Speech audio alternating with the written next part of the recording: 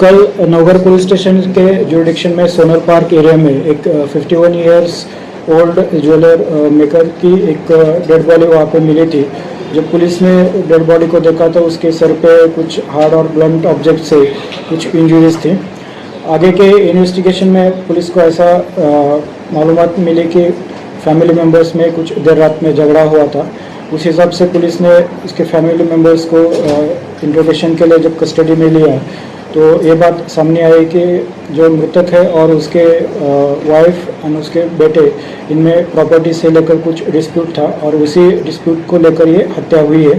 अब तक इसमें पुलिस ने मृतक की पत्नी और एक बड़ा बेटा उनको अरेस्ट किया है और एक लड़का जो माइनर है उसको जुवेनाइल जस्टिस बोर्ड के सामने पेश किया गया है।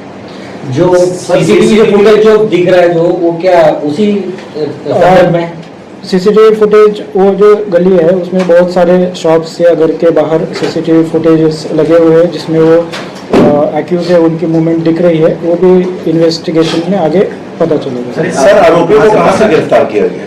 आरोपियों को दीवा करके एरिया है वहाँ से अरेस्ट किया गया है। उसके कोई रिलेटिव थे वहाँ पे वो गए हुए थे। सर सीसीटीवी फुटेज में दो पुरुष एक महिला और एक बच्ची दिखाई दे रही है, तो दो पुरुष कौन है? वो उनके लड़के हैं। दोनों लड़के हैं। तो हत्या उन्होंने की है? हाँ। तो उनको कहाँ से अरेस्ट किया? मीरा भाईंदर से या कहीं? नहीं, उनसे बाहर गए थे अपने रिलेटिव्स के यहाँ पे, वहाँ से लाया गया। अच्छा सर, ये जो हत्या हुई है वो हत्या के हिसाब से ही वहाँ पर गए थे या कुछ अचानक ये हादसा हुआ होगा? अब तक जो इन्वेस्टिगेशन हुआ है उसमें ये चल रहा है कि इनके बीच में उनको कुछ पैसे से लेन देन में झगड़े होते थे। बेसिकली वो घर वाले बाहर रहते थे और ये अपने वर्कशॉप में रहता था।